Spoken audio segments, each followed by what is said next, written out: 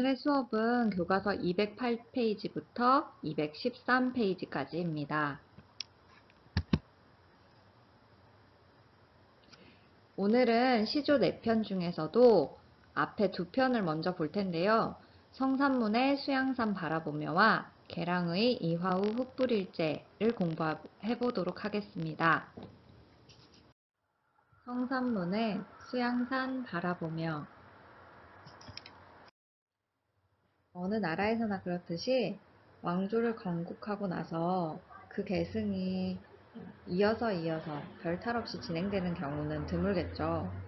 우리 지난 시간에 배웠던 이생규장전의 경우에도 김시습이라는 작가가 세조 왕위찬탈이 그의 인생에서 큰 전환점을 맞이하게 된 계기가 되었습니다. 이번에 배우게 될 성산문의 수양산 바라보며의 작가 성산문도 세조 왕위찬탈 사건에서 단종을 지키다가 죽음으로 충절을 지킨 신하들에 해당하는 사육신의 한 사람입니다. 세조는 수양대군인 시절에 단종을 폐위하고 스스로 왕위에 오릅니다. 그것을 우리가 계유정난이라고 하는데요. 계유정난을 통해서 단종을 따르던 수많은 신하들이 나는 수양대군에게 협조하지 않겠어 라고 하면서 자신들의 감정을 담은 시조를 창작하기 시작합니다. 지금 화면에 보이고 있는 이 시는 성산문이 수양산 바라보며를 시조로 쓴 글입니다. 여기에는요, 고사가 하나 인용되는데요.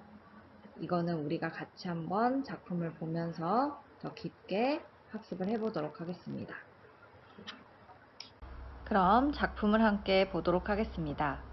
우리 앞으로 시조 4편을 함께 보도록 할 텐데요. 여러분들이 포인트로 잡고 작품을 감상할 때 생각해야 될 부분이 있어요. 자, 지난 시간에 이생규장전 이전에 조선시대의 문학 갈래를 설명하면서 조선시대에 일어났던 가장 큰 전쟁인 임진왜란과 병자호란을 기점으로 해서 전과 후의 주제의식이 조금씩 다르다고 이야기했습니다. 여러분들 이에 주목하면서 한번 봐주세요. 조선, 전기 및 후기 시조의 향유층, 그리고 형식의 변화가 보입니다. 또한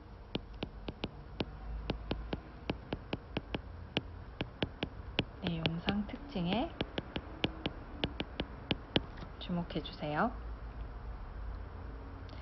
그렇다면 첫 번째, 성산문의 수양산 바라보며 라는 작품을 함께 보도록 하겠습니다. 이거는 3장 6구 45자 이내의 평시조에 해당하는 작품입니다. 한번 같이 읽어볼게요. 수양산 바라보며 이제를 한하노라. 주려 죽을진들 채미도 한한 것가. 비록에 푸세의 것인들 그 뒤따해 놨다니.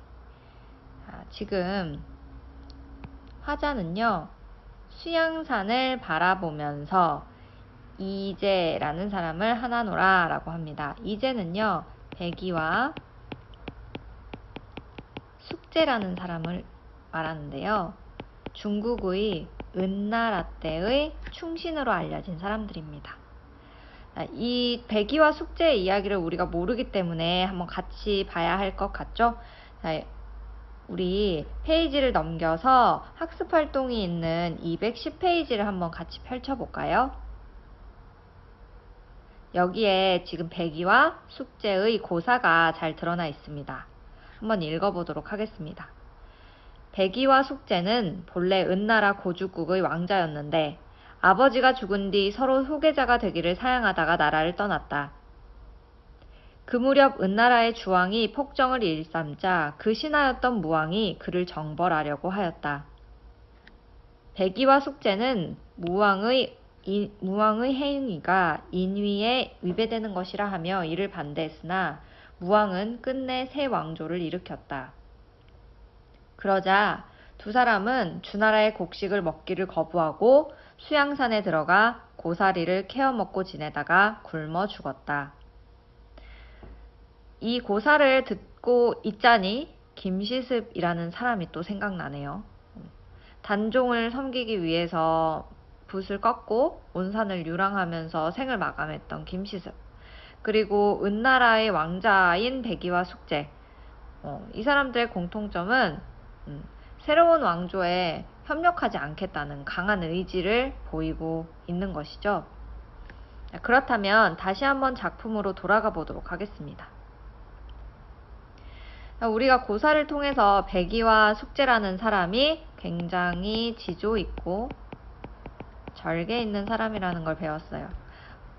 주나라를 세우는 무왕에게 협력했다면 행복하고 몸이 편안한 인생을 살 수 있었을 텐데 자신들의 신념을 지키기 위해서 평생 고사리를 캐어 먹다가 굶어 죽게 되는 거죠.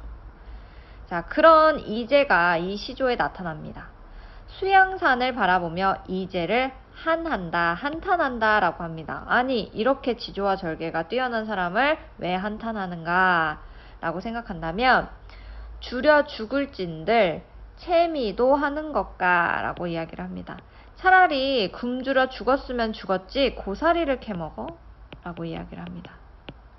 고사리를 캐먹어? 뭐라고 하는 거지? 더 읽어볼게요.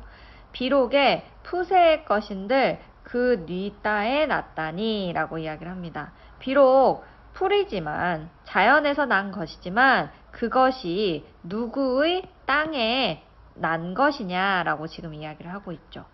지금 주나라가 세워지고 나서 백이와 숙제가 산에 들어가서 고사리를 캐어 먹고 삽니다. 그렇다면 그 나라는 새로운 왕조인 주나라의 땅이겠죠.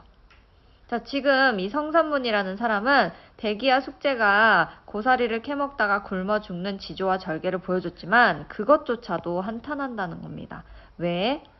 그게 아무리 땅에서 난 것인들 주나라 땅에서 난 건데 먹고 싶어? 이렇게 이야기를 하는 거죠. 자, 이 말은 바로 무엇입니까? 자신은 절대로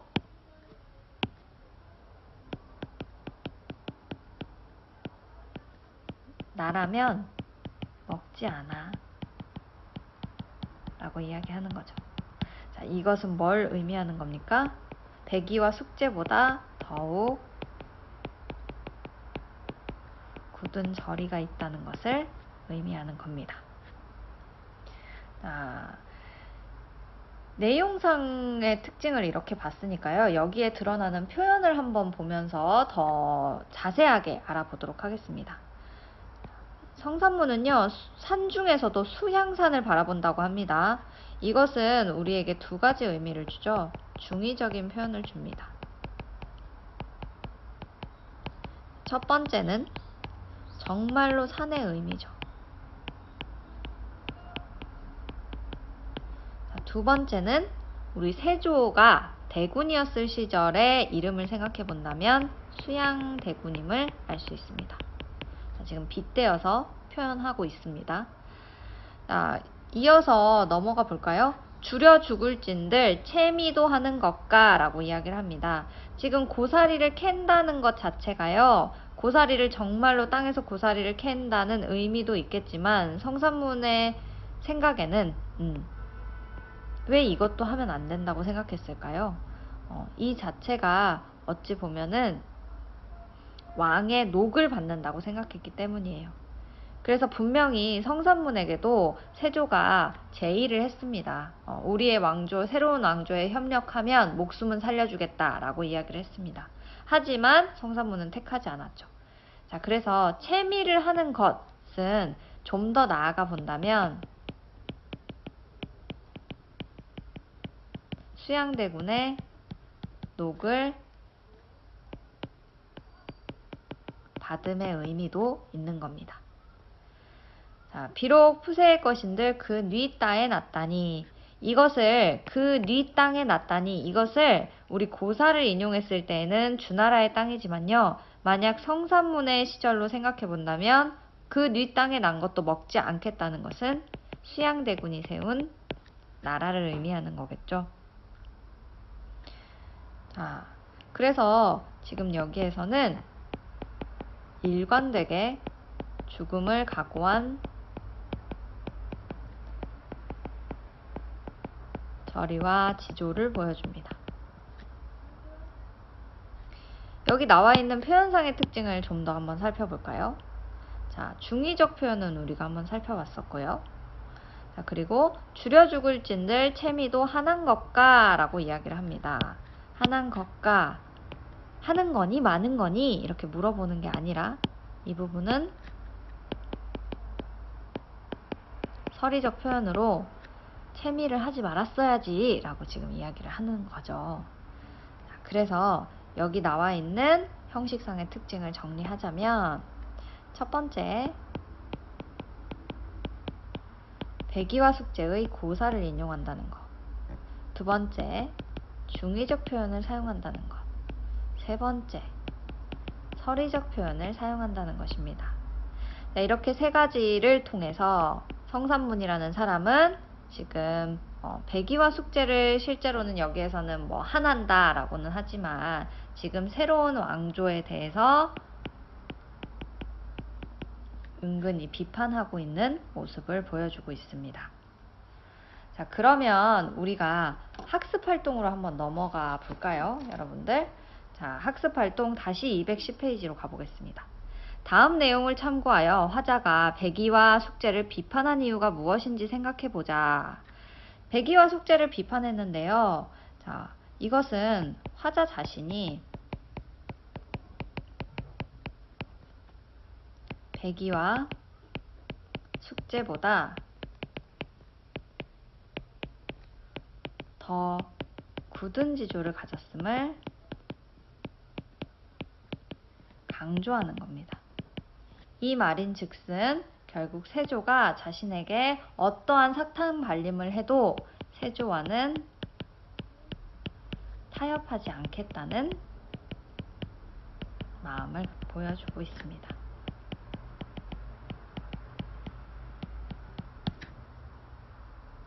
두 번째 활동을 한번 같이 볼까요?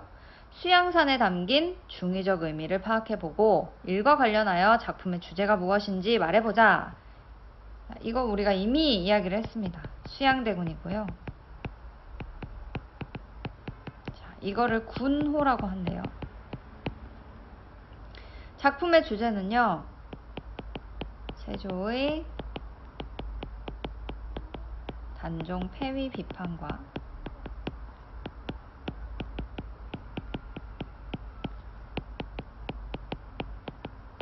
단종에 대한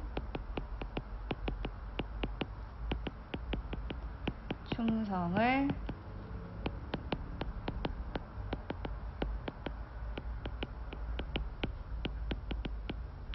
의지와 절개입니다. 개랑의 이화우 흑불일제. 근래에 송도의 진랑과 부안의 개생은 그 사조가 문사들과 비교하여 서로 견줄만하니 참으로 기이하다. 조선 후기 홍만종의 소화시평에 실린 내용입니다. 우리가 지금 배우게 될 개랑의 이화우 흑불일제 시조뿐만이 아니라 개랑이라는 사람은 개생으로도 불렸는데요. 자, 뛰어난 능력으로 인해서 이렇게 문사들과 그 사조를 견줄만 하다는 평가도 받았습니다. 개랑은요, 어머니가 관비일 것으로 추정됩니다.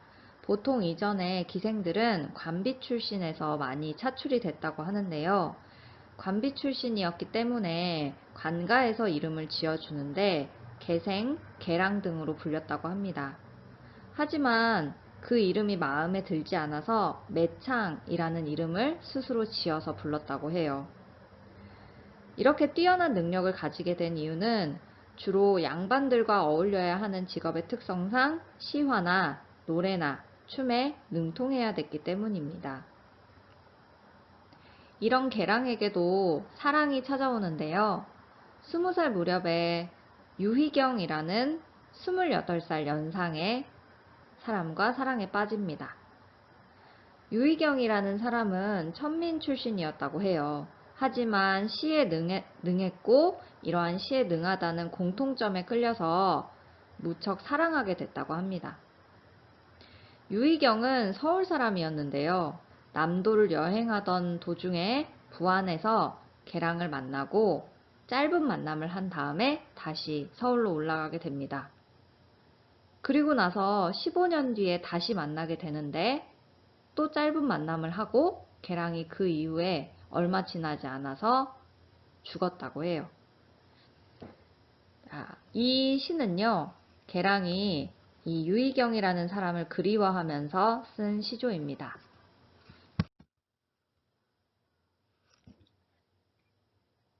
유희경 또한 개랑을 그리워한 흔적이 기록이 되어 있는데요. 유희경이 개랑을 그리워하면서 쓴 시조입니다.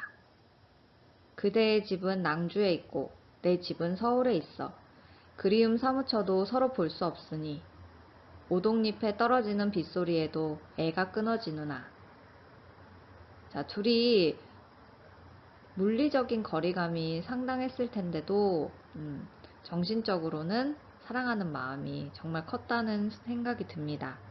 그럼 우리가 이 작품도 한번 같이 살펴보도록 할게요. 개랑의 시조를 함께 보도록 하겠습니다.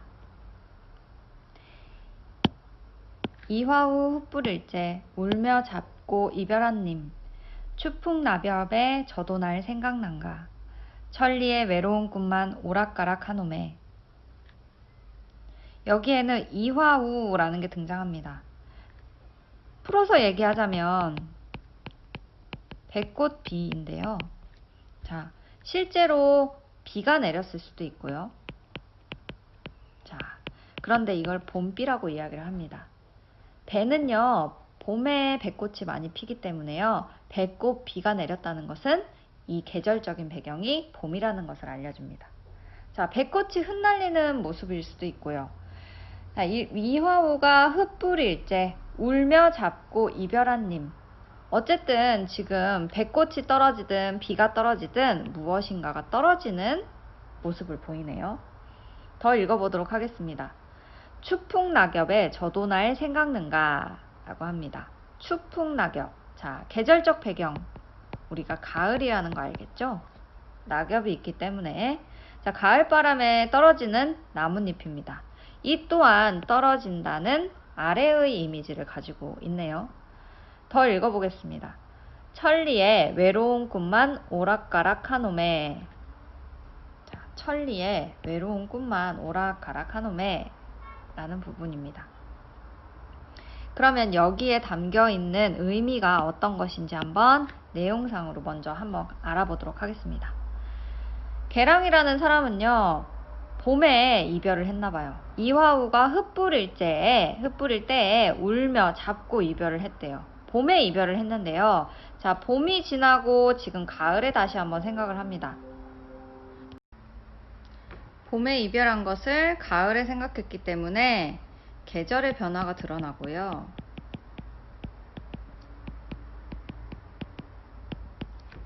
그리고 계절의 변화, 또 시간의 흐름이 드러납니다. 자, 시간의 흐름과 함께 아까 전에 이야기했듯이 배꽃 비가 흩날리고 낙엽이 떨어지는 것처럼 하강하는 이미지도 관찰해 볼 수 있죠. 자, 시간이 흘렀음에도 아직까지도 님을 그리워하고 이별한 님을 그리워하고, 그리고 작품에 어떤 등장하는 시어들도 떨어지는 하강적인 이미지를 가지고 있기 때문에 이 두 가지가 모두 이별의 정서를 심화합니다. 다음으로 계속 읽어볼까요? 자, 천리의 외로운 꿈만 오락가락 하노매 라고 이야기를 합니다. 이 천리, 자, 매우 먼 거리를 의미하는데요. 심리가 4km예요. 자, 그러면 1000리면은 엄청나게 먼 거리죠. 자, 그런데 이 천리에 외로운 꿈만, 자, 자신의 꿈이겠죠. 외로운 꿈이라고 했으니까 님을 향한 마음일 테고요. 자, 이 마음은 봄부터 가을까지 못 봤으니까 그리움이겠죠. 자, 천리 이 사이에 외로운 꿈만 오락가락한다. 오라는 님은 안 오고 외로운 마음만 오락가락한다 라는 의미입니다. 그렇다면 이 천리 안에는 실제로 이 계랑이라는 사람은 부안에 있었던 사람이고, 이 사람과 사랑을 했던 그 남성은 서울에 있었기 때문에 부안과 서울, 공간적인 거리감을 의미하는 것일 수도 있고요. 자, 두 번째, 정서적으로 서울에 간 그 님이 대체 어떤 생각을 하는지 모르기 때문에 자신만 그리워한다고 생각할 수 있어요. 그렇게 된다면 이 천리 사이에 나의 마음만, 나의 외로움만 가득하고 님의 마음은 전혀 없구나. 정서적 거리도 멀고 공간적 거리도 멀다라는 의미로 받아들여집니다. 자, 그래서 이 시조에서는 님을 그리는 마음이 잘 드러납니다. 자, 그러면 이제 학습활동 2번으로 한번 가볼게요. 작품 나에 제시된 다음 시어들이 무엇을 형상화하는지 생각해보고 화자의 정서와 관련하여 어떤 효과가 있는지 말해보자 라고 합니다. 이화우와 추풍나비업, 아까 전에 계절의 변화를 잘 드러낸다고 이야기했고요. 또한 얘네들이 배꽃 비와 그리고 떨어지는, 가을에 떨어지는 낙엽이기 때문에 하강적인 이미지를 가지고 있다. 자, 또 천리의 경우에는요, 임과 나 사이에 너무나 공간적인 거리가 멀다. 또 정서적인 거리도 멀다 라고 해서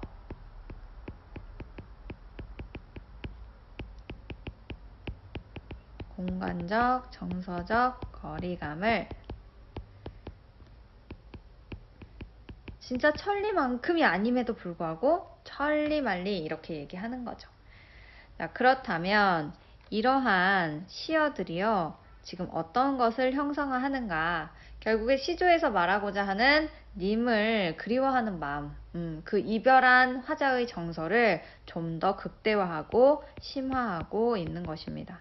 그래서 이별의 정서를 심화한다 라고 정리할 수 있겠습니다. 정리 및 과제 안내. 오늘 꼭 배워야 할 내용을 정리해 보겠습니다. 첫 번째, 성산문의 시조에서 잘 보였던 절이와 지조입니다. 이 작품에는 고사가 인용되었고요. 중의적 표현과 서리적 표현이 쓰였고 은유적으로 비판한다는 거 알 수 있습니다.